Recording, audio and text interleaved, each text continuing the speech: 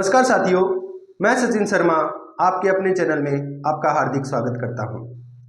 आपको पता है कि आज 2025 का अंतिम दिवस है और कल से एक नए वर्ष की शुरुआत हो रही है। तो इसी के साथ मैं आप सभी को एडवांस में, मेरी पूरे परिवार को, पूरी फैमिली को, जो हम जुड़े हुए हैं इन सबको एडवांस में हैप्पी न्यू ईयर। और मैं आशा करता हूं आप सभी का ये जो नया साल है सन 2026 बहुत खुशियां लेकर आएगा और आप जो भी सपने देख रहे हैं वो सब आपके 2026 में पूरे होंगे। इन सपनों को पूरा करने के लिए हमें भी कुछ कोशिश करनी होगी, तो इस कोशिश से ही कुछ पंक्तियां मैं आपको सुना रहा हूं। तो कहते हैं कि नए साल में नया जोश और नई उमंग होनी चाहिए। नए साल में नया जोश और नई उमंग होनी चाहिए। अपनी कमियों से लड़ने के लिए, अपनी कमियों से लड़ने के लिए एक जंग होनी चाहिए, एक जंग होनी चाहिए। छू ले तू आसमां को, छू ले तू आसमां को अपनी काबिलियत से, छू ले तू आसमां को अपनी काबिलियत से, पर अपने इरादों में वो जीत का दम होना चाहिए, वो जीत का दम होना चाहिए। तो इसी के साथ आज हम हमारे टॉपिक की शुरुआत करते हैं और ये टॉपिक बहुत ही महत्वपूर्ण टॉपिक, यानी इससे एक दो प्रश्न हर पेपर में आपको देखने को मिलेगा। और रीट मेंस जो बच्चे एसएसटी की तैयारी कर रहे हैं, मैं कह रहा हूं 18 जनवरी को पेपर दे के आना और उसके बाद अगर इस टॉपिक से प्रश्न आ जाए तो वो इस क्लास से बाहर नहीं जाने वाला है। तो वो टॉपिक क्या है? वो टॉपिक है बेटा वायुमंडलीय, वायुमंडलीय दाब। क्या? वायुमंडलीय दाब, यानी हम कह सकते हैं एटमॉस्फेयर प्रेशर। एटमॉस्फेयर प्रेशर यानी वायुमंडलीय दाब। बहुत ही महत्वपूर्ण टॉपिक क्या है, देखो सबसे पहले हमें जानना होगा कि वायुमंडल क्या होता है। तो वायुमंडल को जानेंगे, हमने पढ़ लिया वायुमंडल की संगठन व संरचना, तो उसी प्रकार सबसे पहले हमें जानना होगा कि वायुमंडल क्या है। आप सबको पता है ये हमारी क्या है? पृथ्वी है। क्या है? हमारी पृथ्वी। और इस पृथ्वी के चारों ओर क्या है? एक हवा की परत है। पृथ्वी के चारों ओर क्या है? एक हवा की परत है। और इसी परत को क्या कहा था? हमने कहा था क्या? वायुमंडल। क्या कहा था बेटा? वायुमंडल। आप सबको याद है ना कि वायुमंडल क्या है? पृथ्वी के चारों ओर गैसों का आवरण। गैसों का आवरण मतलब इस वायुमंडल में क्या क्या चीजें हैं आप सबको पता है। तो हमने पढ़ा था उस चैप्टर में क्या कि इसमें क्या है? गैसें। क्या है? गैसें। और क्या है? जलवाष्प। और क्या है? धूलकण। तो ये सारी चीजें क्या है? इस वायुमंडल में है। और इस वायुमंडल में ये सारी चीजें क्या है? किससे जुड़ी हुई है? तो पृथ्वी के गुरुत्वाकर्षण बल से जुड़ी हुई है। किससे? तो गुरुत्वाकर्षण बल से जुड़ी हुई है। यानी ये जो वायुमंडल है ये किससे जुड़ा हुआ है बेटा? तो ये गुरुत्वाकर्षण बल से जुड़ा हुआ है। यानी पृथ्वी अपनी ओर चीजों को खींचती है, इसी से ये वायुमंडल पूरा क्या है? जुड़ा हुआ है। और इस वायुमंडल में है क्या? तो गैसें हैं, जलवाष्प हैं, धूलकण है, मतलब वायुमंडल के घटक हैं। ये क्या करते हैं कि ये सारी चीजें मिलकर गुरुत्वाकर्षण बल के कारण हमारी पृथ्वी के ऊपर क्या लगाती है? दाब लगाती है। क्या लगाती है बेटा? दाब यानी प्रेशर लगाती है। और इसी प्रेशर को क्योंकि गुरुत्वाकर्षण बल के कारण ये जो घटक है क्या है? पृथ्वी अपनी ओर खींचती है, जिसके कारण इसका क्या है? इस वायु का क्या लगता है? हमारी पृथ्वी पर क्या लगता है? दाब लगता है। क्या लगता है? दाब लगता है। और ये दाब ही क्या कहलाता है? वायुमंडलीय दाब कहलाता है। सिंपल सी परिभाषा कि वायुमंडल के घटकों द्वारा, वायुमंडल के घटकों द्वारा क्या है? वायुमंडल पृथ्वी पर गुरुत्वाकर्षण बल के कारण जो दाब लगता है उसे हम क्या कहते हैं? वायुमंडलीय दाब कहा जाता है। तो आप समझ गए होंगे वायुमंडलीय दाब क्या है। सिंपल परिभाषा में कि पृथ्वी के चारों ओर एक परत है जिसके अंदर क्या है? गैसें हैं, जलवाष्प है, धूलकण है, इसे वायुमंडल कहते हैं।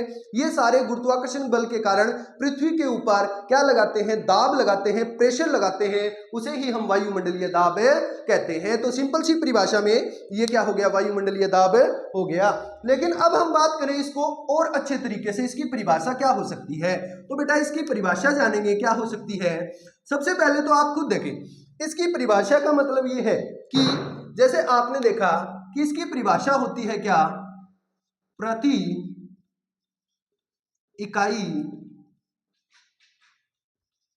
क्षेत्र पर वायु के स्तंभ द्वारा लगने वाला दाब वायु दाब कहलाता है। वायु दाब कहलाता है। अब आप समझ गए क्या कि प्रति इकाई क्षेत्रफल, ये परिभाषा बड़ी अच्छे तरीके से समझेंगे। कैसे समझेंगे बेटा, देखो कि आप सभी को पता है ये क्या है, हमारा धरातल। क्या है? धरातल। और इस धरातल से जैसे हम ऊपर जाएं तो वायुमंडल की अंतिम परत कहां तक है बताओ? वायुमंडल की संगठन संरचना में पढ़ा था, हमने पढ़ा था लास्ट वायुमंडल की जो परत है वो कितने किलोमीटर तक है? 1000 किलोमीटर तक है ना, 1000 किलोमीटर तक। तो अब एक बात बताएं, 1000 किलोमीटर तक वायुमंडल है।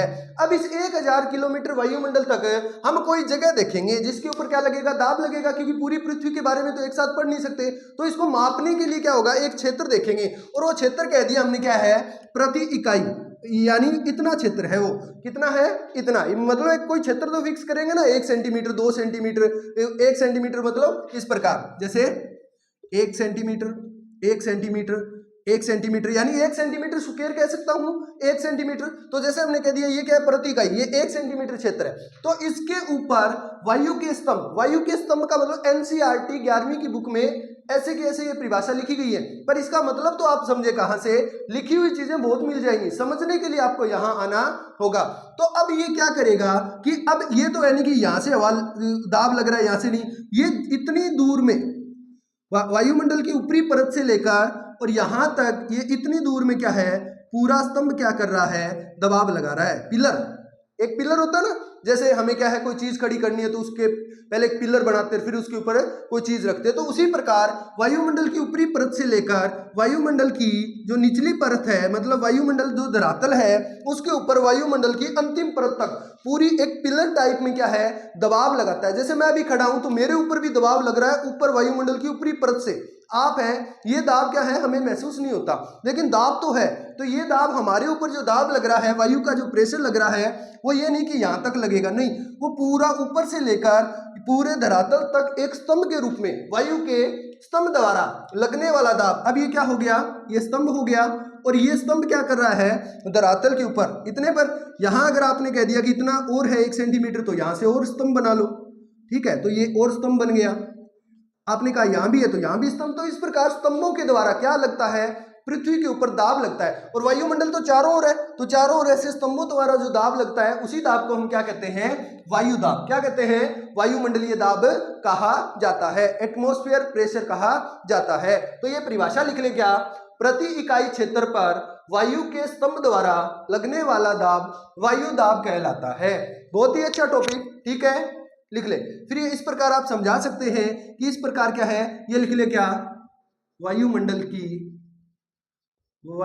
की अंतिम परत या अंतिम छोर, अंतिम छोर, वायुमंडल का अंतिम छोर कितने तक है? 1000 किलोमीटर। हमने पढ़ा था ना। वैसे तो वायुमंडल में ऊपर उपग्रह वगैरह क्या है स्थापित किए जाते हैं 60,000 किलोमीटर तक, लेकिन हमने पढ़ा था मुख्य रूप से 1000 किलोमीटर पर बहिर्मंडल क्या है?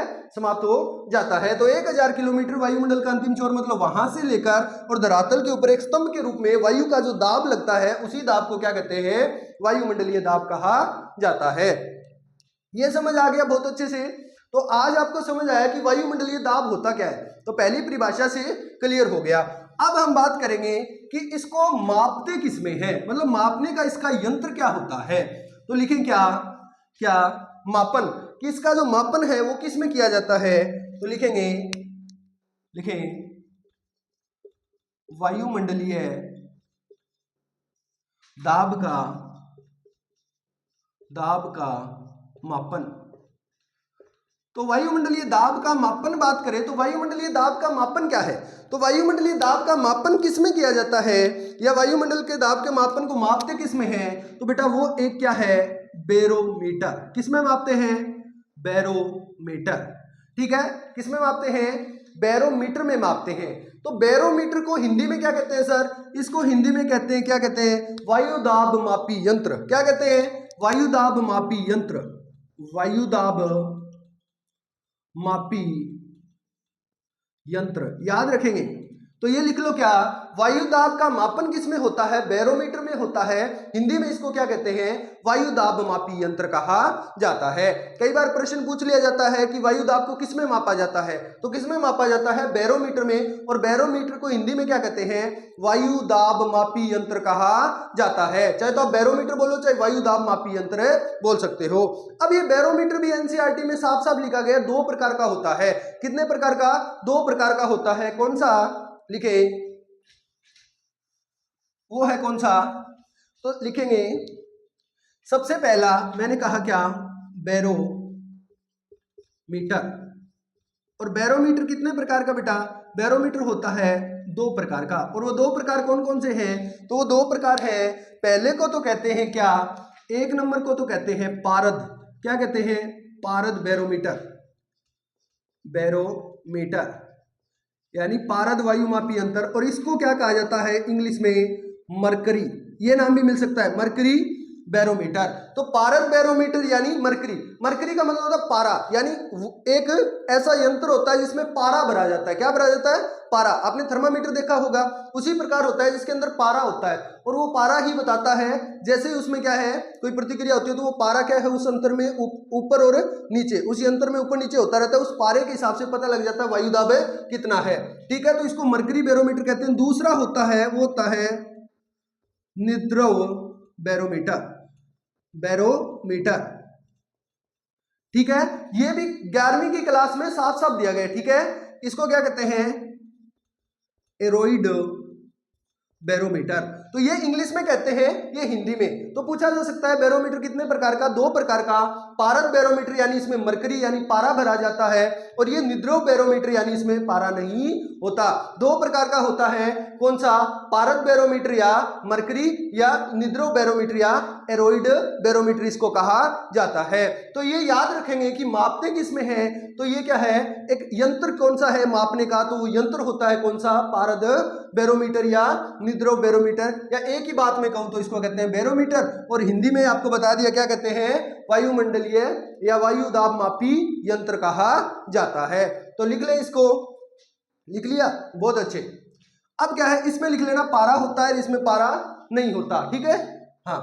अब अपने बात करें नेक्स्ट, कि ये यहां तक तो बात हो गई, पर एक बात ये कि इसके मापने की इकाई क्या है। इकाई का मतलब इस यंत्र में कौन सी इकाई होती है। ठीक है, तो इस यंत्र में जो इकाई होती है, तो हेडिंग लगाएं क्या? वायुमंडलीय मापन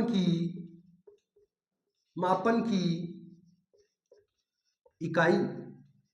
तो वायुमंडलीय मापन की जो इकाई होती है वो क्या होती है? वो होती है बेटा मिलीबार। ये भी पूछा जा सकता है आपसे, मापन अलग है, मतलब यंत्र तो अलग है, वो है बैरोमीटर। और उस यंत्र में मापा किस में जाता है? मापा किस में जाता है? जैसे टाइम देखने के लिए क्या है? घड़ी। और उसके अंदर मापते हैं किसमें? अपने टाइम क्या हो गए, तो घंटों में, मिनट में, सेकंड में करते हैं ना, वैसे ही। तो मापने का यंत्र तो क्या है? बैरोमीटर। और उस यंत्र में इकाई क्या होती है? तो वो होती है बेटा क्या? मिलीबार। क्या होती है? मिलीबार। और मिलीबार को हम कह सकते क्या? एमबी। ये एमबी वो नहीं है जो आप सारे दिन खर्च करते हो फोन में, हाँ, नेट गेम चलावा एमबी मुक गई, एमबी को नहीं, वो तो होती है क्या? मेगाबाइट। ये क्या है? मिलीबार। क्या है? मिलीबार। मिलीबार को हम क्या कह सकते हैं? एमबी बोल सकते हैं, शॉर्ट में एमबी, मिलीबार। तो समझ गए, वायुमंडलीय मापन की इकाई क्या होती है बेटा? वायुमंडलीय मापन की इकाई होती है एमबी। क्या होती है? एमबी। तो समझ गए। अब एमबी होती है, तो वायुमंडलीय जो माप है वो कहां से लिया जाता है? सबसे बड़ी बात, अगर हम बात करें कि वायुमंडलीय जो माप है वो कहां से लिया जाता है, तो मैं बात करूं आपसे, वायुमंडलीय माप जो है वो कहां से लिया जाता है? वो समुद्र तल से लिया जाता है। किससे? समुद्र तल से। कि वायुमंडल को मापते कहां से हैं? तो समुद्र तल से मापते हैं। समुद्र तल, अब आपको समझना पड़ेगा समुद्र तल क्या होता है। देखो, तल का मतलब आप ये तो नहीं समझ रहे ना कि तली, हाँ, कहीं आप तल का मतलब तली। देखो बेटा, ये भी कंफ्यूजन दूर कर देता हूं मैं आपको। जैसे ये समुद्र है और इसमें जल भरा हुआ है, तो जल भरा हुआ है तो ये तो होती है तली। क्या होती है? तली। जेने थे पेंदो कह करो, ठीक है, कि पेंदा, तली, ये तो होती है तली। और ये जो जहां तक भरा हुआ है ऊपर वाला भाग, ये होता है तल। अब समझ गए ना कि अगर समुद्र की बात करें तो ये ऊपर जहां तक पानी है वहां से मापते हैं, ठीक है, और इसके बराबर ही क्या होते हैं? हमारे स्थल भाग होते कि नहीं होते? तो यहां से मापा जाता है इसको, ठीक है। तो समुद्र तल से अगर हम बात करें कि औसत जो है वो कितना है पृथ्वी का वायुदाब, औसत वायुदाब कितना है, तो पृथ्वी का औसत वायुदाब आप लिख लेंगे कितने मिलीबार है। तो लिखें, क्या लिखेंगे? लिखें पृथ्वी का औसत, ये प्रश्न पूछा जा सकता है, औसत वायुदाब। और पृथ्वी का औसत वायुदाब है वो एनसीईआरटी में दिया गया कितना? 1013.2। और अगर मैं बात करूं इसको पूरा तो 5 MB कितना है? 1013.25 MB, ये क्या है? मिलीबार होता है। कितना?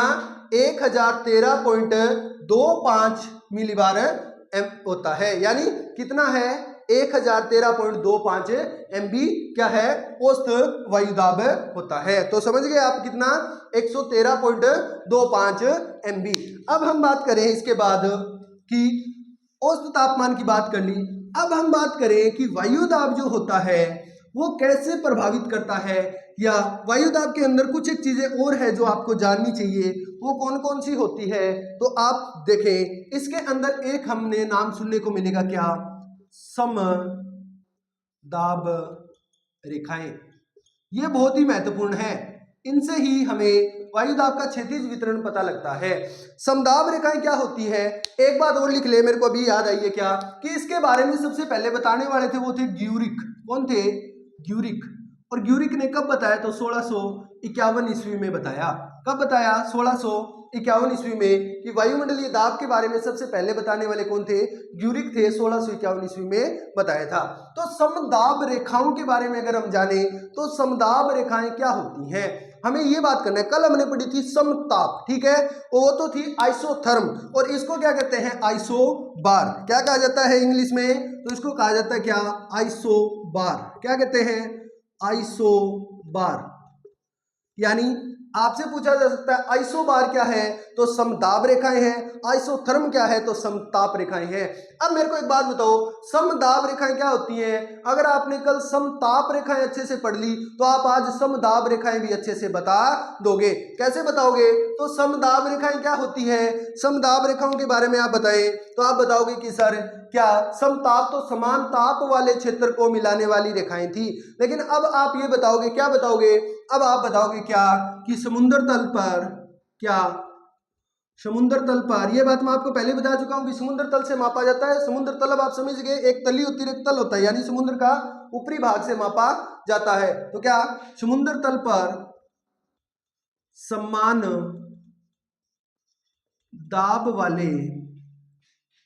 दाब वाले क्षेत्रों को मिलाने वाली रेखा समदाब रेखा कहलाती है। तो ये थी समदाब रेखाओं की परिभाषा। कैसे समझे? ऐसे देखना, किस प्रकार, जैसे आपने कहा सर यहां पर कितना है? यहां पर 1000 MB है। यहां पर भी कितना है? यहां पर भी 1000 MB है। यहां पर कितना है? अब थोड़ा सा ऊपर कितना है? 1000 MB है। यहां पर भी कितना है? तो 1000 MB है। तो ये सभी समदाब रेखा हो गई, मतलब समान दाब है। यहाँ पर ये इस प्रकार जो रेखा खींची जाएगी, ये रेखा क्या कहलाएगी बेटा? तो ये कहलाती है क्या? समदाब रेखाएं। क्या कहलाती है? समदाब रेखाएं। तो आप अच्छे तरीके से समझ गए होंगे समदाब रेखाएं क्या होती है। ये सारा जो मान है ये समुद्र तल का होता है। इस प्रकार जैसे ये समुद्र है तो यहां से नहीं मापा जाएगा, ये तली है, और आप मापा कहां से जाएगा? यहां से। ये क्या है? समुद्र तल, सी लेवल। क्या है? सी लेवल। तो समुद्र तल से मापा जाता है। समदाब रेखाएं क्या होती है? समुद्र तल पर समान दाब वाले क्षेत्रों को मिलाने वाली रेखा को समदाब रेखा कहा जाता है। अब ये समदाब रेखाओं से हमें कुछ पता लगता है, और वो पता लगता है दाब प्रवणता। क्या होता है? दाब प्रवणता। तो आपको एक चीज और पता होनी चाहिए, वो चीज क्या है? वो है दाब प्रवणता। तो हेडिंग लगाएं दाब प्रवणता। अब दाब प्रवणता क्या होती है ये लिखें। क्या लिखेंगे? दाब प्रवणता। दाब प्रवणता इसे बोलते हैं बैरोमेट्रिक ढाल। क्या बोलते हैं? बैरोमेट्रिक ढाल। लिख दूं मैं यहां पर क्या? बैरोमेट्रिक ढाल। क्या कहा जाता है? बैरोमेट्रिक ढाल। ठीक है, तो ये दाब प्रवणता क्या होती है? कल ही मैंने बताया था कि ये शब्द आएंगे। आपको पता है कि प्रवणता का मतलब ही क्या होता है? आपने कल बताया था सर, प्रवणता का मतलब होता है क्या? अंतर। क्या होता है बेटा? प्रवणता का मतलब होता है अंतर। तो अंतर का मतलब अब दाब, यानी दाब में अंतर ही क्या है? दाब प्रवणता। अब दाब में अंतर कैसे होगा? दाब में अंतर बिल्कुल होगा ना बेटा। दाब का मतलब तो हो गया क्या? प्रेशर, और दाब में क्या हो गया? अंतर। तो दाब में अंतर क्या कहलाता है? दाब प्रवणता। तो लिख लो ब्रैकेट में, दाब में अंतर दाब प्रवणता कहलाता है, और इसको बैरोमेट्रिक ढाल भी कहते हैं। कैसे कहते हैं? देखो, दाब में हम बात करें तो कैसे, ये देखो, अब कोई दो क्षेत्र हैं। क्या है? कोई दो क्षेत्र हैं। दाब में अंतर अपने आप होगा बेटा, देखना। जैसे एक तो ये क्षेत्र है, और मैंने यहां पर समदाब रेखा खींची। ये कहा मैंने, ये ऐसे ऐसे और ऐसे, और इसको मैंने कहा कितना? 900 MB। 900 MB, 900 MB। ठीक है, सेम बात की, और इसको मैंने मिला दिया। ठीक है, ये 900 MB के क्षेत्रों को दर्शाती है कि यहां पर सभी क्षेत्रों में कितना दाब है? 900 मिलीबार दाब है। ठीक है, तो अब हमें पता है, अब अंतर कैसे होगा आप खुद देख लो। यहां मैंने एक और क्षेत्र दर्शा दिया, क्या? ये, और ये कोई क्षेत्र दर्शाया, यहां पर मैंने कह दिया यहां पर कितना है? 850 MB। ठीक है, 850 MB, 850 MB।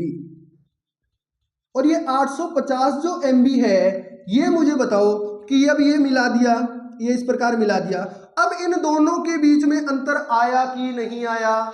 बिल्कुल आया ना। कितना अंतर आया? आपने कहा सर 50 MB का अंतर आ गया। तो यही अंतर क्या कहलाया बेटा? दाब प्रवणता। क्या कहलाया? दाब प्रवणता। यानी इन दो के बीच का जो अंतर है वही कहलाता है दाब प्रवणता। कि 50 MB का बीच में जो फर्क आया है, जो अंतर आया है, वही अंतर क्या है? दाब प्रवणता। यानी दो स्थानों के बीच में जो दाब में कमी होती है उसे ही क्या कहते हैं? दाब प्रवणता कहा जाता है। इसमें एक स्थान तो ज्यादा क्या होगा? दाब का होगा, एक स्थान कम दाब का होगा। इनको मिलाने वाली रेखा समदाब रेखाएं होती हैं, और इनके बीच का जो अंतर होता है वो क्या होता है? दाब प्रवणता। तो लिखें दाब प्रवणता में क्या लिखेंगे? लिखो दाब प्रवणता। तो दाब प्रवणता में लिखें एक चीज लिखेंगे, क्या लिखेंगे? लिखें दाब प्रवणता में। तो दाब प्रवणता में लिखें क्या? कि दो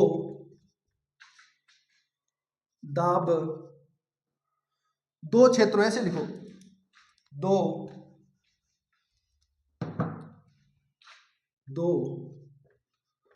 क्षेत्रों में दाब के अंतर को दाब प्रवणता कहा जाता है। और ये क्या है? प्रवणता कहा जाता है। इसमें एक क्षेत्र में दाब अधिक व दूसरे क्षेत्र में दाब कम होता है। तो समझ गए आप? इस प्रकार एक डायग्राम से समझा सकते हो क्या? ऐसे समझा दो कि क्या, इस प्रकार समझा दो। और ये आपने मिलाया क्या? ये रेखा है कितने? 1000 MB वाली, और एक यहीं और बना दो, और इसमें आप समझा दो क्या? 50 MB की।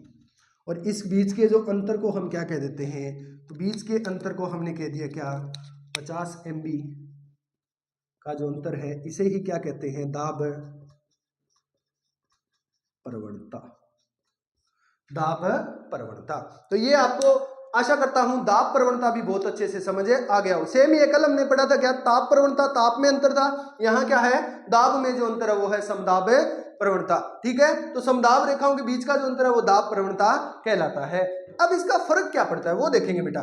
तो अब इसका फर्क है वो क्या पड़ता है, देखो अब इसका फर्क है वो पड़ता है क्या, इस प्रकार देखेंगे। इसका फर्क पड़ता है बेटा, देखें कैसे, इसका जो फर्क पड़ता है वो ये पड़ता है, लिखें कि जब समदाब रेखाएं, जब कल हमने पढ़ा था ना, याद है ना कि समताप रेखाएं, आज मैं लिख रहा हूं क्या, समदाब रेखाएं, तो लिखें जब समदाब रेखाएं पास पास होती हैं, पास पास होती हैं तो दाब प्रवणता अधिक होती है, अधिक होती है, जिससे पवनें तेज चलती हैं। वह जब समदाब रेखाएं दूर दूर होती हैं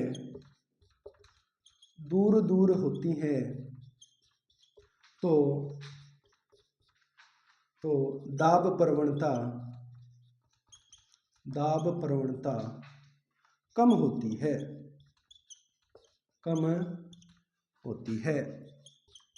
वह हवाएं धीरे चलती हैं। तो ये बात हमने कल ताप में कर ली थी, एक बार फिर समझा दूंगा, आप इनको लिखें। ठीक है, जब समदाब रेखाएं पास पास होती हैं तो दाब प्रवणता अधिक होती है, और जिससे पवनें तेज चलती है, कैसे चलेगी अभी बताऊंगा। और जब समदाब रेखाएं दूर दूर होती हैं तो दाब प्रवणता कम होती है और हवाएं धीरे धीरे चलती हैं। कैसे चलेंगी, अब देखो लिख लिया होगा। अब अपने बात करें क्या, अब देखो कैसे बनाकर बताऊंगा, देखना कि समदाब रेखाएं कल समताप में हमने बात की थी, देखो बेटा कि ये कोई क्षेत्र है, ये कोई क्या है, कोई क्षेत्र है, और इस क्षेत्र के अंदर हमें पता है कि यहाँ पर दाब कितना था, तो आपने कहा कि यहाँ पर जो दाब था सर वो था कितना, 1000 MB, यानी 1000 मिलीबार की ये रेखा है, तो यहाँ पर लिख दिया कितना, 1000 MB। अगर ये 1000 ही रहता, यहाँ आकर अगर 990 होता तो मैं कह देता कि दूरी से क्या है, कम हो रहा है। अब ये पास पास, जैसे मैंने कहा, यही हमें दूसरी रेखा दर्शानी पड़ी, क्यों, क्योंकि यहाँ आने पर दाब में परिवर्तन हो गया, तो यहाँ मैंने इसके नजदीक एक रेखा दर्शाई और मैंने कह दिया ये कितनी है, 980 MB। कितनी है, 980। फिर मैंने इसके पास ही एक और बना दी और मैंने कह दिया कितनी है ये, 950 MB। कितनी है, 950 MB। तो अब आप खुद जानते हो कि बड़े ही जल्दी, बहुत ही कम गैप में क्या हो रहा है, दाब बदल रहा है। छोटे से क्षेत्र में 1000 से 950 हो गया, इसका मतलब थोड़े से क्षेत्र में दाब बदल गया, और जब थोड़े से क्षेत्र में दाब बदल गया इसका मतलब जब पास पास है, इसका मतलब दाब में अंतर अधिक हो रहा है, क्योंकि पास पास निशानी है कि दाब जल्दी जल्दी बदल रहा है, इसीलिए तो पास पास है। अगर यही 950 यहाँ होता तो मैं यहाँ खींच देता और यहाँ तक नॉर्मल चलता कि हाँ ठीक है यहाँ तक 950 हुआ, इसका मतलब दूर दूर खींचनी पड़ रही है। अब ये पास पास खींच रहा हूँ, इसका मतलब दाब में परिवर्तन बहुत जल्दी हो रहा है। यहाँ थे, थोड़े से आगे चले फिर दाब बदल गया, थोड़े से आगे चले फिर दाब बदल गया। तो ये दाब इस प्रकार जो बदलता है, ये जो क्या है, ये इस चीज की निशानी है। किस चीज की निशानी है बेटा, ये निशानी है इस चीज की कि दाब प्रवणता बढ़ रही है, यानी दाब में अंतर बढ़ रहा है। यहाँ देखो 20 का हुआ, फिर यहाँ 30 का हो गया, इसका मतलब कम जगह है और दाब बढ़ रहा है। तो यही तो बात कही कि जब दाब प्रवणता क्या होती है, जब दाब प्रवणता तब बढ़ेगी जब समदाब रेखाएं पास पास हो। फिर मैंने कहा इससे पवन तेज चलती है। पवन कैसे तेज चलती है, पवन तेज ऐसे चलती है बेटा जितना नीचे गिरेगा। एक बात याद रखना, हवाएं हमेशा हाई प्रेशर से यानी उच्च दाब से, ये हमेशा याद रखना, उच्च दाब से निम्न दाब की ओर, निम्न दाब की ओर चलती हैं। हवाएं हमेशा, यानी इसको मैं कह सकता हूं हाई प्रेशर यानी एचपी, इसको मैं कह सकता हूं एलपी। ये बात हमेशा याद रखना, हवाएं हमेशा उच्च दाब से निम्न दाब की ओर चलती हैं। कहने का से हमेशा एचपी से एलपी की ओर चलती हैं। तो अब आप खुद बताओ कि एचपी कहाँ है। तो आपने कहा कि सर एचपी तो यहाँ 1000 है और यहाँ कितना है 980, यानी एलपी यहाँ है, तो हवाएं यहाँ चलेंगी और पास पास ही अंतर आ रहा है तो तेज चलेंगी ना, कि 1000 से 980 गई, 980 से सीधी 950 गई, थोड़ा क्षेत्र और जल्दी दाब में परिवर्तन, इसलिए हवाएं क्या है कम क्षेत्र की ओर जाएंगी, क्योंकि हवाओं का तो काम है कि जिस भी क्षेत्र में हवा कम होने लगे उस क्षेत्र में हवा को भेज दो। ज्यादा हवा के क्षेत्र से कम हवा के क्षेत्र की ओर हवा चलती है। अरे आप जानो कोई भी चीज हो, पानी हो चीज ढलान सीरी आवे है, हाँ तो आ ढलान बन गई कौन बन गई, ये समझो कि आ तो है के चीज की 1000 की और आ के चीज की 980 की, तो आ ढलान बन गई कौन बन गया, देखो अब बन गई नहीं ढलान। तो इसी प्रकार अब यहां से पवने आएगी और ये और नीचे होती जाए ऐसे, तो ये और तेज बन गई, तो ये इसी कारण यहां से तेज हवा चलती है। तो आशा करता हूं ये बात समझ आ गई होगी। अब देखो दूसरी बात, जैसे मैंने कहा यहां 950 है और 950 के यहां आकर कितनी हुई 930, कितनी हुई 930 एमबी।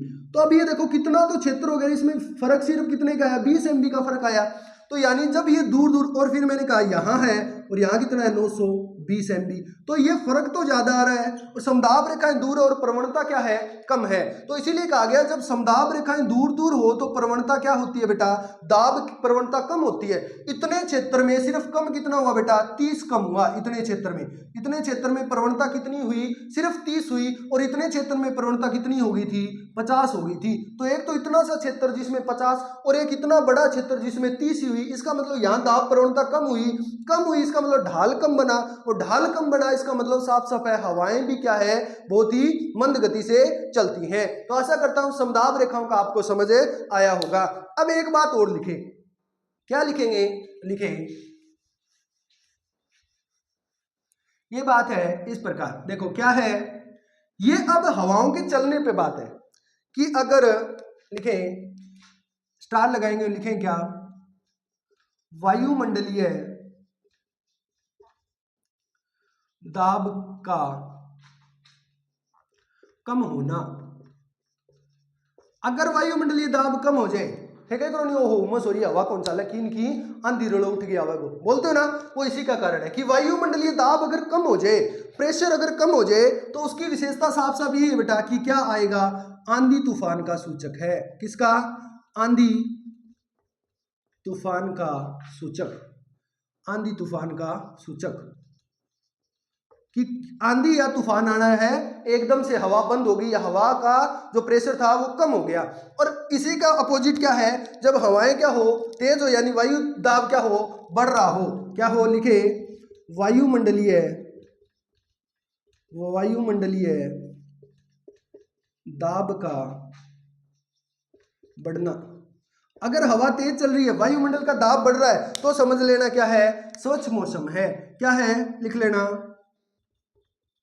स्वच्छ आकाश व शांत स्थिति,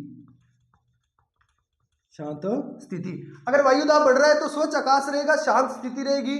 अगर वायुदाब कम हो रहा है तो आंधी तूफान का क्या है सूचक है। ठीक है रोनी एकदम गुम हो गयो, ठीक है बागड़ी भाषा में बोला है अरे एकदम गुम हो गयो किन की आंधी रोलो उठ गया होगा को। तो वही बात है कि जब वायुदाब कम होता है इसका मतलब पता लग गया क्या कि कुछ ना कुछ आंधी तूफान आने वाला है। और अगर हवाएं चल रही है इसका मतलब क्या है आकाश स्वच्छ रहने वाला है और शांत स्थिति रहेगी। तो ये क्या है हवाओं के तेज और कम चलने से होता है, यानी वायुदाब के कम और ज्यादा से होता है। तो इसके बारे में आप बहुत अच्छी तरीके से जान गए होंगे। अब हम बात करने वाले हैं वो बात है क्या, वो बात है बेटा वायुमंडल को, वायुमंडलीय दाब को प्रभावित करने वाले कारक। तो हेडिंग लगाएं, मोस्ट इंपोर्टेंट हेडिंग है क्या है वायुमंडलीय, वायुमंडलीय दाब को प्रभावित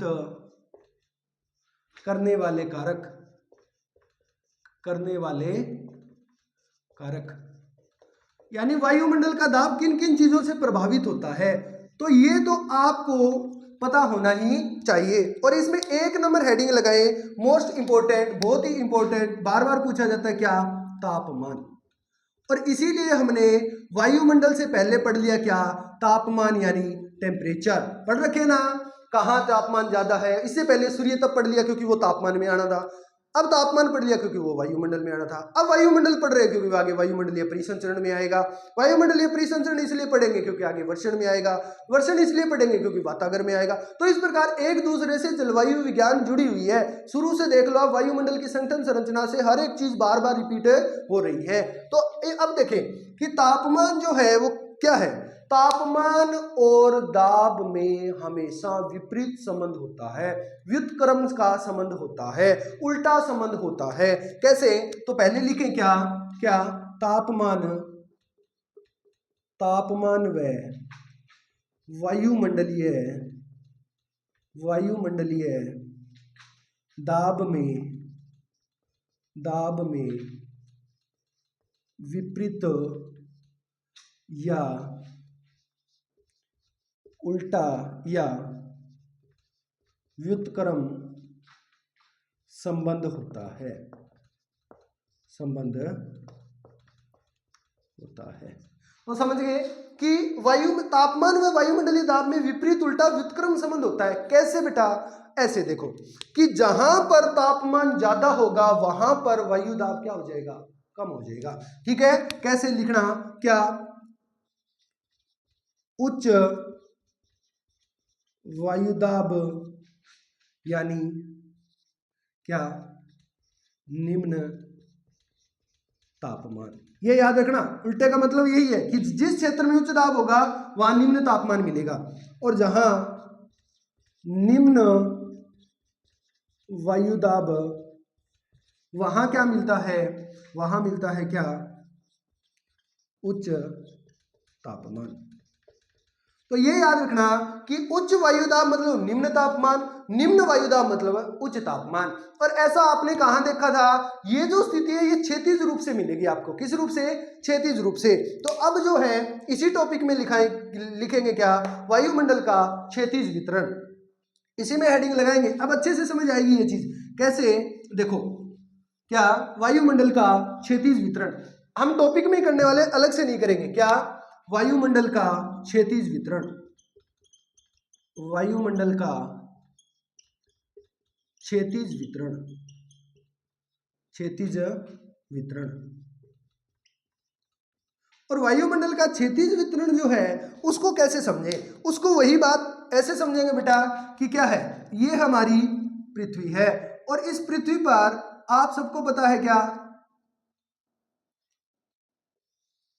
वही बात, इस पृथ्वी पर आप सबको पता है कि इसको दो भागों में बांटती है कौन है, भूमध्य रेखा।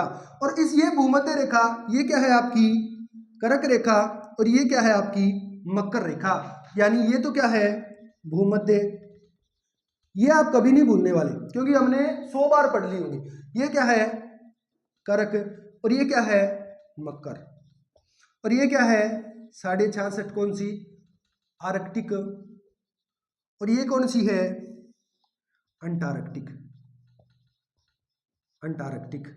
और ये कौन सा है दक्षिणी ध्रुव, और ये कौन सा है उत्तरी ध्रुव, उत्तरी ध्रुव। तो ये याद रखें। हाँ, अब क्या होता है, आप सबको पता है कि इस क्षेत्र में, यहां पर हमने कहा क्या, ये है सूर्य। आप सबको पता है इस क्षेत्र में सूर्य की किरणें क्या पड़ती हैं, सीधी पड़ती हैं उष्ण कटिबंध में। तो यहां पर तापमान क्या होगा बेटा, तापमान प्लस होगा। सबको पता है क्योंकि सूर्य की किरणें सीधी पड़ेंगी तो कर्क से मकर के बीच का तापमान क्या होता है, उच्च होता है। तो अब बताओ आपको कि अभी जो हमने टॉपिक पढ़ा था उसके हिसाब से यहाँ दाब कैसा होगा, जहां तापमान ज्यादा वहां दाब कम होगा। तो इस क्षेत्र में दाब क्या होता है, दाब कम होगा। कौन सा दाब, वायुमंडलीय दाब। ठीक है, तो इसके बाद हम जैसे जैसे भूमध्य रेखा से ध्रुवों की ओर बढ़ते हैं तो दाब में क्या आती है, क्या आती है, दाब में वृद्धि होती है और ताप में कमी होती है। क्योंकि ध्रुवों के ऊपर ताप कम है, बर्फ है, तो यहाँ पर दाब क्या हो जाता है, यहाँ पर उच्च दाब हो जाता है। यहाँ पर क्या हो जाता है, उच्च दाब। क्यों, क्योंकि तापमान क्या है, कम है। तो तापमान कम मतलब दाब उच्च, तापमान उच्च मतलब दाब कम। तो पहला पॉइंट तापमान का विपरीत संबंध वाला हो गया ना, इसीलिए हमने इसको इसमें पढ़ा। मैं पढ़ाने को पहले भी पढ़ा सकता था, लेकिन अगर इसकी सही टाइम पे बात की जाए तो अच्छे से समझ आता है। ये सिर्फ क्षैतिज है, इस प्रकार है ये देखो, ये इस प्रकार है, इस प्रकार नहीं है, इस प्रकार स्थितियां बदल जाएंगी। ऊंचाई पे जाने पे दाब क्या है, बदल जाएगा। ये इस प्रकार है क्षैतिज रूप से। तो ये याद रखना, क्षैतिज वितरण में ये चीज आप कह सकते हो कि भूमध्य रेखा से ध्रुवों की ओर जाने पर ताप में कमी होने से दाब में वृद्धि होती है। तो आप ये चित्र बना लें, बना ही लिया होगा कि यहाँ पर तापमान कम, उच्च दाब, यहाँ पर ताप ज्यादा, इसलिए दाब कम। ठीक है, तो मैं साफ कर दे रहा हूं, फिर इसमें लिखेंगे। ठीक है, लिखें, क्या लिखेंगे, लिखें भूमध्य रेखा से, भूमध्य रेखा से ध्रुवों की ओर जाने पर, ध्रुवों की ओर जाने पर, और जाने पर तापमान में कमी आती है, वह वायुदाब बढ़ता है। तो समझ गए, तापमान तो कम होता है, वायुदाब बढ़ता है। तो ये सिर्फ किस रूप से है, ये इसको अंडरलाइन कर लेना, ये सिर्फ क्षैतिज रूप से है, क्षैतिज रूप से ही होगा। इस प्रकार ही हमने पढ़ा है। इस प्रकार अगर आप जाओगे ना तो क्या आएगी, क्या आएगी, इसमें विपरीत स्थितियां हो जाएंगी, वो भी हम बात करने वाले हैं। तो इसके बाद दूसरी आप हेडिंग लगाएं, क्या दूसरी हेडिंग लगाएंगे, वो है क्या, ऊंचाई। क्या है, ऊंचाई। प्रभावित करने वाला कारक कौन सा है, ऊंचाई। तो 2 नंबर हेडिंग लगाएं, ऊंचाई। ये समझ लेना, ऊंचाई यानी एल्टीट्यूड, उतंगता। ऊंचाई कैसे, अब स्थितियां बदल जाएंगी बेटा, अब ऐसे जाना होगा, अब इस प्रकार जाना होगा। धरातल से जैसे जैसे हम ऊपर जाएंगे वैसे वैसे तापमान में तो क्या आती है, कमी आती है ना, लेकिन यहां वायुदाब में भी कमी आती है। क्योंकि अभी तो आपने कहा कि सर तापमान और उसमें विपरीत संबंध होता है, बिल्कुल होता है, वो क्षैतिज रूप से पढ़ना है। अगर हम ऊंचाई के अनुसार पढ़ेंगे तो ये क्या है, ऊंचाई के साथ वायुदाब भी घटेगा। तो पहले तो यही बात लिख लें, क्या लिखेंगे, लिखें, हर एक चीज समझाऊंगा, पहले लिख लेते हैं। ठीक है, क्या लिखेंगे, लिखें समुद्र तल से, ये सी लेवल याद रखना, हमने कह दिया ये मापा समुद्र तल से जाता है और समुद्र तल आपको समझा दिया। तो क्या समुद्र तल से ऊंचाई बढ़ने पर, ऊंचाई बढ़ने पर वायुदाब, वायुदाब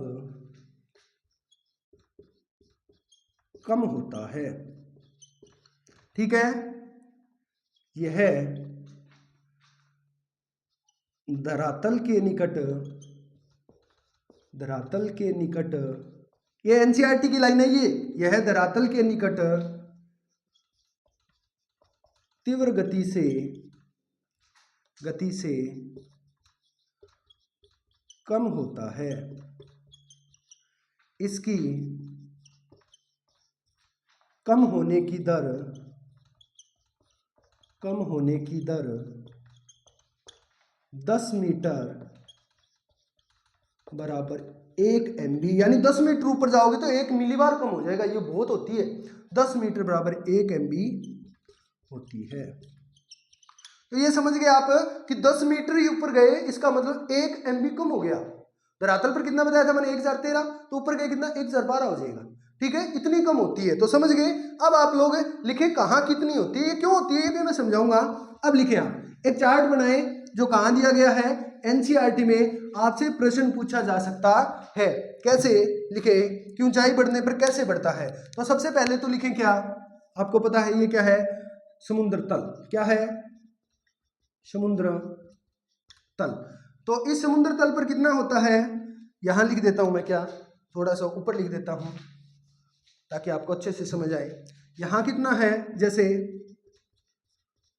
समुद्र तल, और समुद्र तल पर कितना होता है, तो आपने बताया कितना, 1013.25 MB।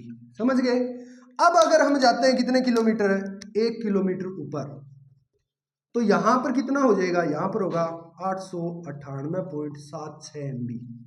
ये आपके एनसीईआरटी के आंकड़े हैं, ध्यान रखना, ये सारणी बना लो, यहां से आ सकता है, ठीक है।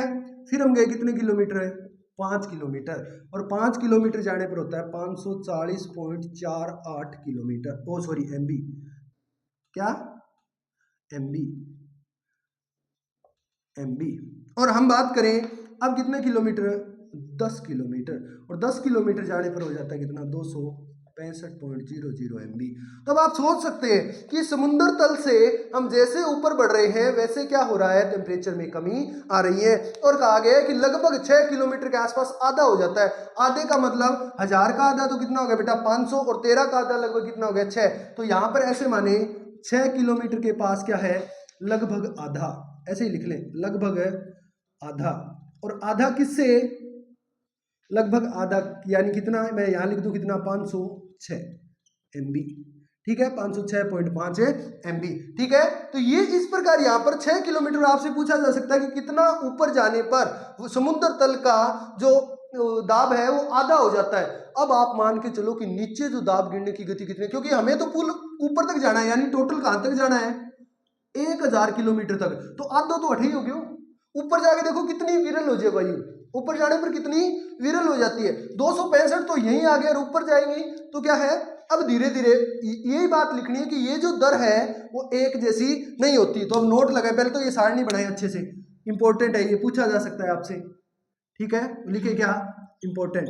और ये सारणी एनसीईआरटी के आंकड़े लिख देता हूं मैं, एनसीईआरटी 11, ठीक है, 11th क्लास की बुक के आंकड़े हैं ये, ठीक है। ये 6 किलोमीटर वाला मैंने बताया आपको कि लगभग आधा हो जाता है, 506.5 MB के आसपास है, हो जाता है। तो समझ गए।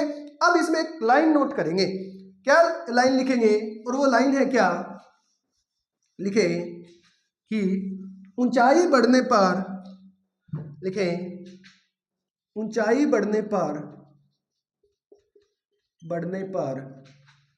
दाब के कम होने की दर एक जैसी नहीं होती। यह लाइन आपसे कथन कारण में पूछी जा सकती है, एक जैसी नहीं होती, यानी अगर ये गिर रहा है तो ये एक हिसाब से नहीं गिरेगा। जब धरातल समुद्र तल है उसके पास तो जल्दी जल्दी गिरेगा, ऊपर जाकर वायु विरल हो जाती है, यानी हल्की हो जाती है, फिर ये इतना नहीं गिरेगा, फिर नॉर्मल रूप से गिरेगा। वायुमंडल जो है ये धरातल समुद्र तल के पास वायु दाब जल्दी जल्दी कम होता है, ऊपर जाने पर 10 किलोमीटर तक 265 हो जाता है, उसके बाद बहुत ही धीरे धीरे गिरता है। तो ये लिखिए कि ऊंचाई बढ़ने पर, मैंने कहा था ना मैं बोल देता हूँ, लिखता नहीं, भूल जाता हूँ, ठीक है, जल्दी जल्दी में, ऊंचाई बढ़ने पर दाब के कम होने की दर एक जैसी नहीं होती, ठीक है, ये याद रखना है, नहीं को अंडरलाइन कर लेना है। तो समझ गए। अब समझो ऐसा क्यों होता है, ऐसा आपने कहा सर कि ऐसा होता क्यों होता है, ऐसा ऐसे समझेंगे बेटा। देखो एक बात आपको समझ आई कि वायु दाब होता क्या है, कि स्तंभ जो है वो दाब लगाता है, वही वायु दाब है। अब कैसे समझेंगे, अब इसको ऐसे समझो, देखो ऐसे समझेंगे जैसे क्या है, ये कोई समुद्र का तल है और इससे ये कोई पहाड़ी क्षेत्र है, ठीक है। तो अब ऐसे समझे, अब ये क्या है, समुद्र तल, लिख देता हूं क्या, समुद्र तल।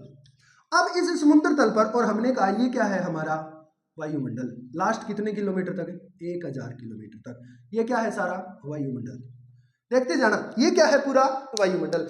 अब ये समुद्र तल है, यहां पर हमने कहा कितना है, 1013.25 MB, कितना है, 1013.25 MB।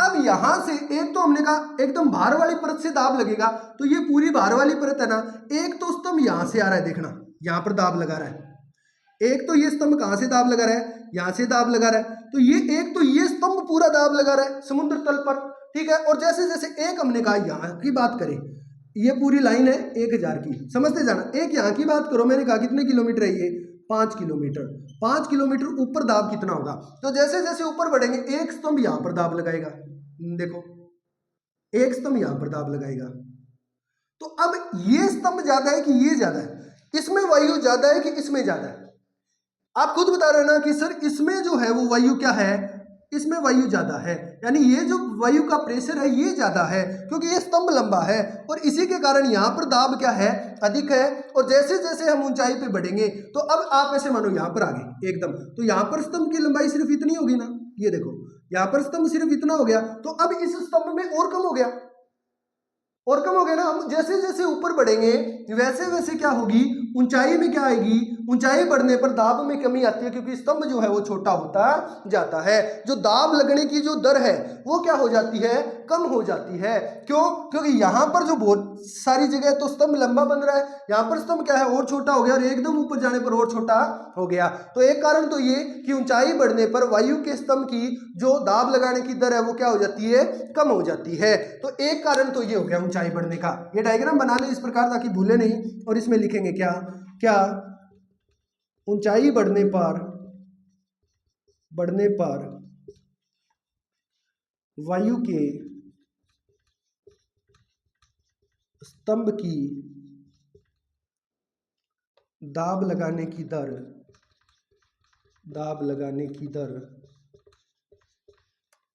कम हो जाती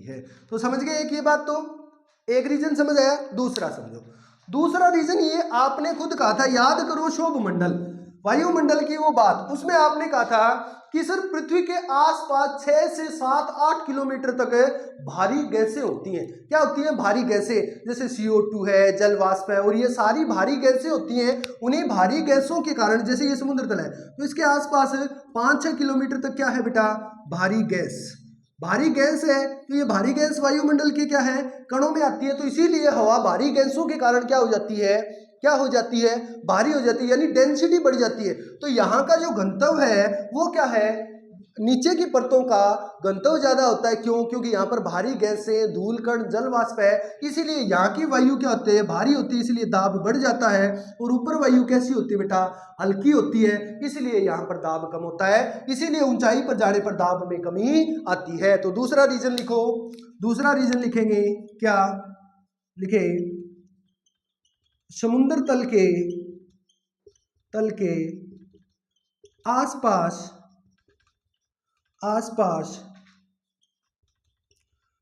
घनत्व अधिक होता है क्योंकि होता है, ये फिर रह गया, मैं बोल रहा हूं आप लिख लेना, ठीक है, जल्दी जल्दी में रह जाता है। अधिक होता है क्योंकि यहां भारी गैसें व धूलकण व जल वाष्प होता है, जिससे समुद्र तल के निकट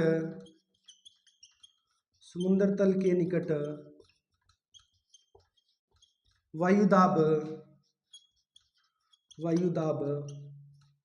अधिक होता है। ये तो लिख ली, अब इसी में आगे और लिखेंगे, ठीक है। होता है वह ऊंचाई पर बढ़ने पर, इसी में लिखना है, वह ऊंचाई पर बढ़ने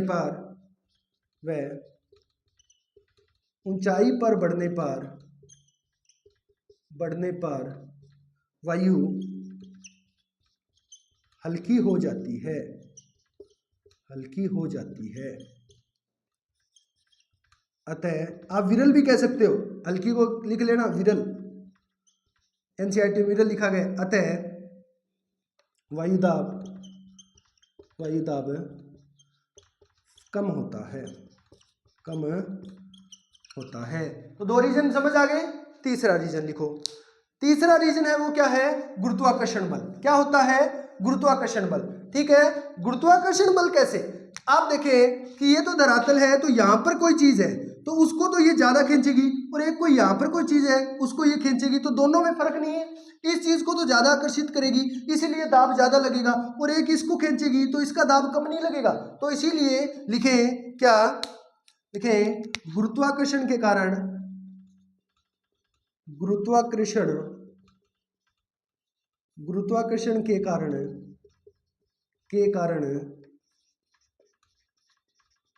समुद्र तल के निकट वायुदाब अधिक व ऊंचाई पर कम होता है। ठीक है, तो ये समझ आ गया, बहुत अच्छे। तो अब ये 3 कारण थे ऊंचाई पर, आशा करता हूं बहुत अच्छे से समझ आ गए होंगे। अब तीसरा जो है वो कौन सा है, वो है बेटा, यानी 2 हमने पढ़ लिए, तापमान और ऊंचाई। तीसरा जो है वो होता है कौन सा, पवन। कौन सा होता है, पवने। तो लिखे पवने।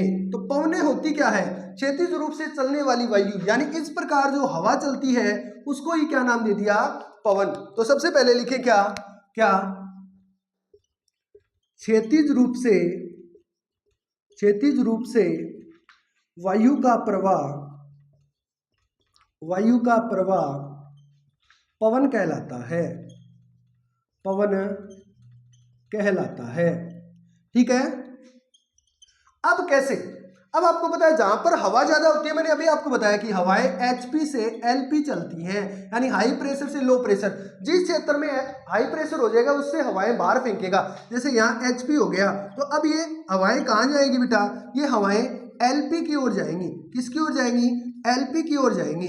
तो LP की ओर जाएंगी तो जिस क्षेत्र से हवा जाएगी उस क्षेत्र से क्या होगी, कम हो गई, यानी जिस क्षेत्र से हवा जाती है उस क्षेत्र में क्या हो जाता है, प्रेशर कम हो जाता है। जैसे यहाँ पर हवा है, ये यहाँ से उठकर ऊपर चली गई तो वहां तो HP हो जाएगा, उस जगह पर क्या हो जाएगा, LP हो जाता है। तो इस प्रकार हवाएं भी प्रभावित करती हैं कि जिस क्षेत्र से चलती हैं उस क्षेत्र में तो क्या हो जाता है, कम हो जाता है, और जहां पर जाती है वहां पर बढ़ जाता है। ऐसे समझो, यहाँ पर कोई चीज है, यहाँ पर हवा है, तो यहाँ पर पहले HP था ना, यहाँ पर LP था, अब ये हवा चलकर यहाँ आ गई, तो यहाँ तो खाली हो गया, यहाँ ये भर गया, तो यहाँ HP हो गया ना। तो ये लिखना है, सेम बात क्या लिखेंगे, लिखे इसमें कैसे प्रभावित करते हैं, लिखे पवने जिस क्षेत्र से चलती है वहां पर वायुदाब कम हो जाता है, वह जहां पहुंचती है वहां का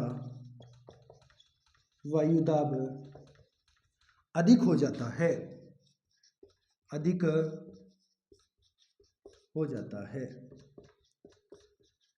तो ये समझ गए आप, ये क्या है, पवन का प्रवाह। फिर उसके बाद है वो क्या है, वो है जलवाष्प।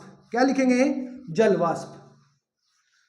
क्या लिखेंगे, 4 नंबर जो प्रभावित करता है वो बेटा क्या, जलवाष्प या वायुमंडल का संगठन। जलवाष्प, अब वायुमंडल के संगठन में गैसें, धूलकण और वो हम पढ़ चुके हैं, तो मैं क्या बोल दूं, वायुमंडल का संगठन। अब जलवाष्प आपको पता है नमी धारण कर लेता है। हमने पढ़ा था जलवाष्प क्या करता है कि उसमें नमी होती है, आर्द्रता होती है, और जब आर्द्रता होती है इसलिए क्या होती है, वहां की वायु क्या होती है, भारी। जब वायु के अंदर क्या है, दिन के अंदर किरणें पड़ती हैं, ऐसे समझो ये क्या है, कोई समुद्र है, और ये क्या है, कोई स्थल भाग है। तो अब आपको पता है यहाँ पर किरणें आएंगी तो यहाँ जल थोड़ी है, यहाँ तो जल है, तो यहाँ की वायु में आर्द्रता आ जाएगी, नमी आ जाएगी जल वाष्प के कारण। तो यहाँ पर अगर नमी आ जाएगी तो ये जो वायु है वो क्या हो जाएगी, भारी, और यहाँ पर तो कुछ है ही नहीं, तो क्या मिट्टी है। तो जल वाष्प क्या होता है, इसमें वायु में घुलने से इसको भारी कर देता है, यहाँ पर मिट्टी है तो ये क्या रह जाती है, हल्की रह जाती है। तो जल वाष्प के कारण या वायुमंडल के संगठन, यानी यहाँ पर कोई धूलकण है, वो धूलकण मिल जाएंगे, या भारी गैसें जैसे मिल जाएंगी, तो उन गैसों के मिलने से, जैसे CO2 है, सबसे भारी गैस है, तो CO2 अगर हमने यहाँ से, हमारे धरातल के आसपास ही है, तो वो CO2 अगर इसमें मिल गई तो इसको क्या कर दिया, हवा को भारी कर दिया। तो इसीलिए वायुमंडल का संगठन या जलवाष्प से क्या होता है, वायु भारी हो जाती है, और भारी होने से वहां पर वायुदाब बढ़ जाता है, और जहां पर ये तत्व नहीं होते वहां पर हल्की हो जाती है, तो वायुदाब कम हो जाता है। तो लिखेंगे क्या, लिखा देता हूं मैं, लिखे क्या कि जलवाष्प वायु में नमी लाता है, नमी लाता है। अतः हवा भारी हो जाती है, भारी हो जाती है। वह वायुदाब बढ़ जाता है, बढ़ जाता है। वह जहाँ जलवाष्प नहीं होता, नहीं होता, वहाँ नमी नहीं होती, नहीं होती। वह वायु हल्की होती है। आपकी भाषा में नोट्स लिखवा रहा हूं मैं। हल्की होती है। वह वायुदाब कम हो जाता है, कम हो जाता है। कोई भी बुक में इतनी सरल भाषा में आपको नोट्स नहीं मिलेंगे, ठीक है। ये नोट्स मैं ही आपको अपनी भाषा में बता रहा हूँ, अपनी में लिखा रहा हूँ, ताकि आप पढ़ो तो कंफ्यूज ना हो। भाषा देख लेना, आप बुकें उठा लेना, ठीक है, पता लग जाएगा आपको। तो उसके बाद ये हो गया। अब लिखे वायुमंडल का संगठन, तो आप समझ गए कि धूलकण CO2 गैस के मिलने से भारी हो जाती है। लिख ले कि धूलकण धरातल के पास, समुद्र तल के पास CO2 गैस और धूलकण के वायु में मिलने से वो भारी हो जाती है, जिससे क्या हो जाता है, वायुदाब बढ़ जाता है। वह ये जहां नहीं होते वहां पर क्या है, वायु में हल्कापन रहता है और क्या है, वायुदाब कम रहता है। तो समझ गए। अब लास्ट पॉइंट है, वो क्या है, पृथ्वी का घूर्णन। आपसे पूछा जा सकता है, याद रखना, 5 नंबर लिखें क्या, पृथ्वी का घूर्णन, पृथ्वी का घूर्णन। तो पृथ्वी का जो घूर्णन है वो क्या है, पृथ्वी का घूर्णन, या इसे मैं बोल सकता हूं अपकेंद्रीय बल, अपकेंद्रीय बल। यह भी प्रभावित करता है। कैसे प्रभावित करता है, आप सबको पता है, पृथ्वी जब घूमती है, पृथ्वी जब घूमती है तो घूमने से वो क्या है, तेज घूमेगी तो वो कोई चीज है उसको बाहर फेंकेगी। एक तो अपनी ओर खींचती है, वो तो गुरुत्वाकर्षण, ठीक है, और एक बाहर फेंकती है घूमती हुई कोई चीज, थे नहीं कोई चीज ने घुमाइयो जोरू, ठीक है। हाँ, पानी को कोई चीज पोचो भरेड़ो जोरू या घुमाइयो तो पानी बाहर जाके पड़ेगा, पड़े नहीं। सेम बाई कंडीशन है कि जब पृथ्वी घूमती है तो घूमने से क्या है, वो बाहर चीजों को फेंकती है, और बाहर किसको फेंकेगी, वो फेंकेगी हवा को। तो जहां से घूमने से जब हवा बाहर जाती है तो वहां पर क्या है, वायुदाब कम हो जाता है, और जहां जाती है वहां वायुदाब बढ़ जाता है। तो समझ आया। इसमें लिखें क्या है, क्या है, पृथ्वी के घूर्णन से अपकेंद्रीय बल बढ़ जाता है, बढ़ जाता है। वह पवनों को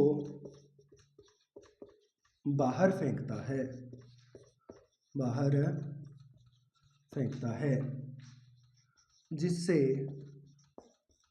वायुदाब प्रभावित होता है, प्रभावित होता है, ठीक है। तो ये आपको प्रभावित करने वाले कारक थे, ठीक है। अब एक चीज और, इससे क्या होता है, तो एक लास्ट हेडिंग लगा लें, फिर उसके बाद कल सीधी हम वायुदाब की पेटियों पर बात करेंगे, ठीक है।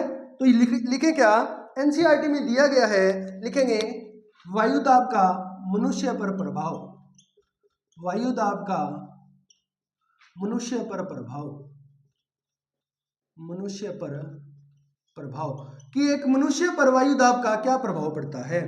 तो लिखें क्या, आपको पता है हम जैसे जैसे ऊपर जाते हैं, जो भी व्यक्ति ऊपर चढ़ता है पहाड़ी पे, वो क्या अपने साथ ऑक्सीजन लेकर जाता है। क्यों, क्योंकि हम जैसे जैसे ऊपर जाएंगे वैसे वैसे वायुदाब कम होता जाएगा, हमने भी पढ़ा था। और वायुदाब कम होने से क्या होगा, हमें श्वास लेने में दिक्कत होती है। तो नंबर 1 लिखेंगे क्या, लिखें वायुदाब के कम होने से, कम होने से मनुष्य को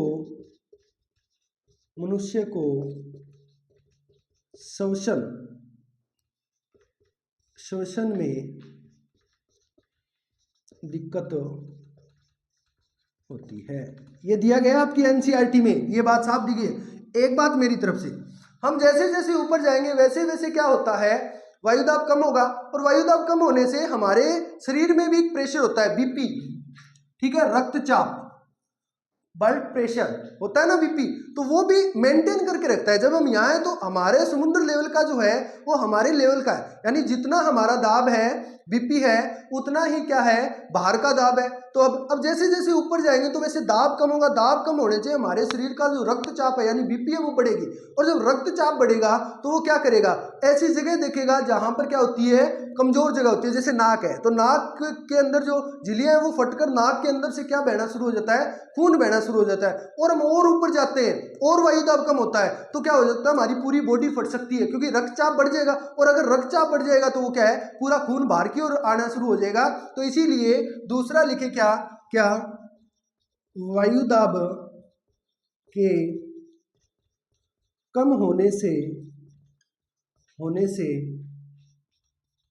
मनुष्य में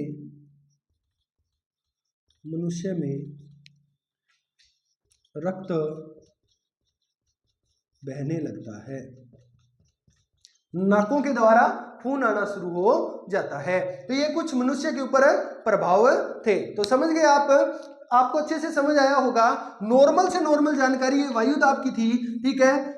हम कल बात करेंगे बहुत ही महत्वपूर्ण, वायु दाब की पेटियां, और वायु दाब की पेटियों से ही प्रश्न आने वाला है। यहां से पूछ सकता है तो कितना तापमान होता है ऊंचाई पे जाने पर, वो सारणी इंपॉर्टेंट मैंने करवा दी, तापमान के साथ कैसा संबंध होता है या प्रभावित करने वाले कारक कैसे होते हैं। कल हम बात करेंगे वायु दाब की पेटियां। तो कल के लिए तैयार रहना, और एडवांस में आप सभी को नव वर्ष की हार्दिक शुभकामनाएं। ऐसे ही खुश रहें, मुस्कुराते रहें और खुशियां बांटते रहें। आप सभी क्या है, नए साल को खूब एंजॉय करें, सारी खुशियां आपके परिवार में, आपके जीवन में आए, ठीक है। धन्यवाद, शुभ रात्रि।